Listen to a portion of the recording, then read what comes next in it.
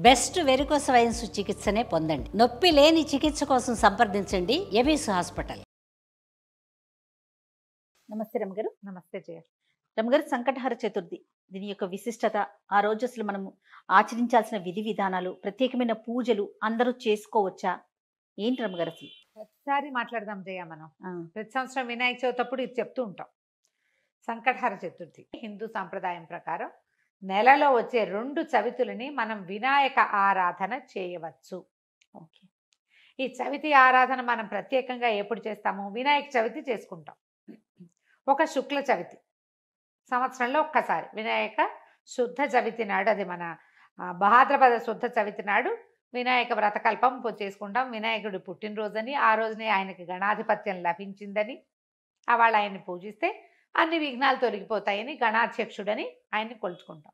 అలాగే ప్రతి నెలా వచ్చేటువంటి కృష్ణ చవితి నాడు, బహుళ చవితి నాడు వినాయక ఆరాధన చేస్తే సమస్త విఘ్నాలు తొలగిపోతాయి అనేది ఒక ప్రత్యేకమైన నియమంగా చెప్తారు. ఓకే. ఈ నియమాన్ని మనకంటే ఎక్కువగా తమిళులు పాటించేవారు. వాళ్ళు ఎక్కువ పాటిస్తారు. మనకి జాతకంలో కేతు ప్రభావం ఎక్కువగా ఉన్నా, ఏ పనైనా మొదలుపెట్టి ఎప్పటికీ అవ్వకపోతున్నా, పిల్లలు చదువుల్లో వెనకపడుతున్నారు అనిపించిన, దీనికి మన ఇంట్లో ఉండాలి వ్రతము నియమము ఏం లేదు. పెద్దవాళ్ళు చెప్పిందే చెయ్యాలి, మన ఇంట్లో లేకపోతే చేయకూడదు అలాంటిది ఉండదు. సార్వజనీయమైన వ్యవహారం, ఎవరైనా చేసుకోవచ్చు. మనమే ప్రాబ్లమ్స్లో ఇరుక్కుంటున్నాం. ఏ పనైనా మొదలు పెడితే అవటం లేదు, అన్ని అడ్డంకులే దానికి.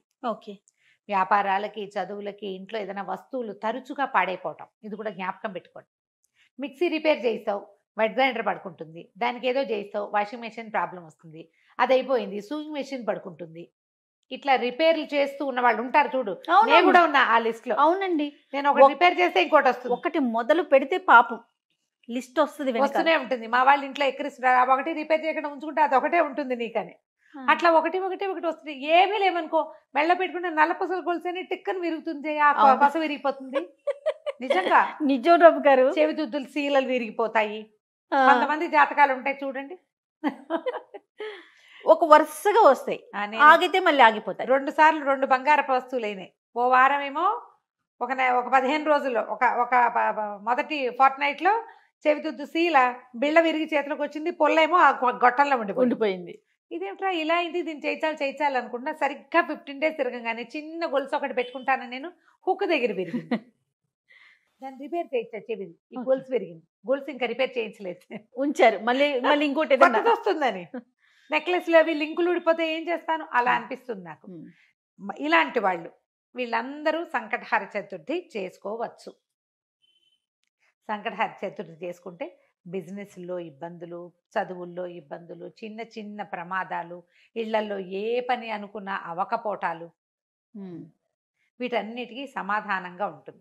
జాతకాల్లో అయితే మాత్రం కేతువు తాలూకు ప్రభావం ఉన్నప్పుడు, కేతువుతోటి ఇబ్బందులు పడుతున్నప్పుడు, గ్రహస్థితుల్లో కేతు ఉన్నప్పుడు కూడా మనం ఇది చేయమని చెప్తారు. ఏదైనా ఇంటి ప్రయత్నం చేస్తున్నప్పుడు ఆగిపోతుంది, అప్పుడు కొన్ని వారాలు మొక్కుకుని మనం కొన్ని నెలల పాటు చవితులు చేసుకోవచ్చు. ఈ చవితి చేసుకోవడానికి పెద్ద విశేషమైన చేత ఏమీ లేదు, సింపుల్ వినాయక పూజే. దీనికల్లా పగలు ఉపవాసం, చుక్కలు కనపడ్డాక భోజనం.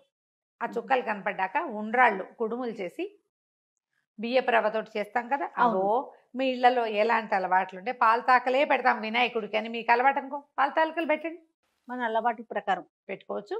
కుడుములో ఉండ్రాళ్ళు ఆయనకి నివేదన చేసి నమస్కారం చేసుకుని చంద్రుని చూసి అన్నం తినేసేయచ్చు. పగలు ఉపవాసం ఉండే సంకష్టి అంటారు. మహారాష్ట్రియన్స్, కన్నడిగులు బాగా ఎక్కువ ఉంటారు. మన వైపు తక్కువ, కానీ మన వైపు ఇప్పుడు కనపడుతున్నారు బాగా. నాకు కూడా అలవాటు ఉంది, నేను చేస్తాం.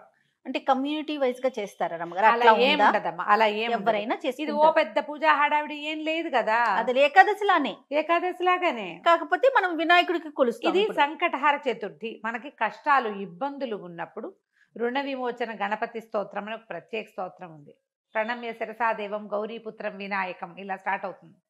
ఆ స్తోత్రం చదువుకోవచ్చు. అబ్బాయి అవేవి రావండి, సుముఖశ్రీగదంతస్య కపిలో గజకర్ణికః మనకు వచ్చు కదా, అంతే. 12 నామాలు అవి చదువుకోండి. వినాయకుడికి కొంచెం గరిక, వాకిట్లో ఎక్కడైనా పెరళ్ళల్లో ఉన్న బాల్కనీ కుండీల్లో ఉంటే గరికని పెక్కకుండా ఉంచుతా నేను, ఆ వినాయకుడికి పెట్టుకోవచ్చు అని చెప్పి, బుధవారం నాడు పెట్టచ్చులే అని.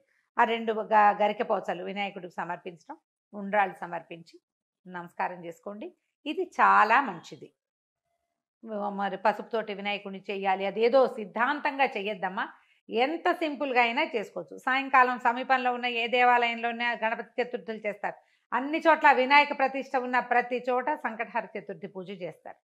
వెళ్ళి గుళ్ళో పూజ చేయించుకోండి, హాయిగా ఇంటికి వచ్చి భోజనం చేయండి అంతే. కుడుములు ఏమైనా వండి మీ గుళ్ళో వాళ్ళు ఒప్పుకుంటే, ఆ దేవాలయం పద్ధతిని బట్టి కదా ఒప్పుకుంటే, మీరే కుడుములు తీసుకెళ్ళి స్వామివారికి అక్కడ నివేదన చేసి అందరికీ ప్రసాదం పంచిపెట్టండి. వినాయకుడికి వచ్చిన బెల్లం ముక్క నివేదన పెట్టడం ఒక అలవాటుగా చేసుకోండి. మనకి ఇలాంటి సమస్యలు ఉంటే కనుక తప్పకుండా కొంచెం బెల్లం నివేదన పెట్టడం, వినాయకుడి కోసం ఒక దీపారాధన చేయటం, దీపం పెట్టుకోవటం, దీపం పెట్టగానే వినాయకుడికి సంబంధించిన శ్లోకం చదువుకోవటం, ఓ బెల్లం ముక్క ఖచ్చితంగా నువ్వు పళ్ళు పెట్టు పాలు పెట్టు అవి ఏమైనా పెట్టుకో, వినాయకుడికి బెల్లం ముక్క పెట్టాలి. ఇలా నివేదన పెడితే మనకి చాలా సమస్యలు తీరుతాయి. ఇప్పుడు నవంబర్ 1 వచ్చినట్టుంది, అవునండి, అంతేనా? అవును. ఆ ప్రతి నెల చూసుకోండి, క్యాలెండర్లో ఉంటుంది. మీరు ఈజీ మెథడ్ ఏంటి, క్యాలెండర్లో నోట్ చేసి పెట్టుకోండి. ఇందులో మళ్ళీ ఒక స్పెషల్ ఉంది. మంగళవారాలు గనక ఈ చతుర్థి వస్తే చాలా విశేషం. అంగారక చతుర్థి అంటారు దాన్ని. అది చాలా విశేషమైంది. అది ఎక్కువ సమస్యలు తీరుస్తుంది, ఇంకా ప్రాబ్లమ్స్ తీరుస్తుంది. దీనివల్ల బ్రహ్మాండం బదలైపోయి వానికి ఏదో వస్తుందని కాదు, కొన్ని జాతకపరమైన సమస్యలు తీరుతాయి. ఏ పనులు కానప్పుడు మనకు ఒక శాంతిగా ఉంటుంది. మనం ఈ పని చికాకు చేస్తే తగ్గినా చాలు కదా చాలు. అమ్మగారు. చికాకు ఏదో తగ్గినా వచ్చి మీద పడక్కర్లేదు. జస్ట్ మనకు ఉన్న ఆ చికాకు, ఆ బాధ, మనసు శాంతిగా ఉంటే అదే చాలు. అదే చాలు, అంతకంటే ఆటోమేటిక్ గా సమస్యలు పరిష్కారం అవుతాయి. అవును, అలా చేసుకోవచ్చు. మంగళవారం చతుర్థి వచ్చిందనుకో ఇంకా కంఫర్టబుల్గా ఉంటుంది. ఒక 40 చేయొచ్చు, ఇవి 40 చేయొచ్చు, 21 చేయొచ్చు, 5 నేను 7 లెక్క పెట్టుకుని కూడా చేస్తా. ప్రతి నెల సంకటహర చతుర్థి నాడు పొద్దున్నే మా అక్కయ్య నేను ఒకళ్ళు గుర్తు చేసుకుంటాం ఇవాళ చతుర్థి అని. ఓకే, జ్ఞాపకం చేసుకుని మా ఇద్దరికి అలవాటు ఉంది. నాకు కొంచెం వినాయక ఇవి కూడా ఎక్కువ కదా, ఎక్కువ శ్లోకాలు చదువుకుంటాను. నేను చిన్నప్పుడు చదువుకున్న తొండమున ఏకదంతమును కూడా చదువుతారు రోజు నేను. నాకు అది అలవాటు. ఎవరి అలవాట్లు వాళ్ళవి కదా, మీరు అలవాటు చేసుకోండి. ఏదైనా ఇలాంటి సమస్యలు ఉన్నప్పుడు ఇట్లా చేసుకోవచ్చు. ఇది కొన్నాళ్ళు చేసి మానేయచ్చా లాంటి ప్రశ్నలు వస్తాయి ఎంతసేపు. కొన్ని వారాలు నియమంగా పెట్టుకోండి, కొన్ని నెలలు, ప్రతి నెల సంకటహర చతుర్థి చేయాలి. 2 సార్లు సంవత్సరం 2 సార్లు వస్తుంది కదా.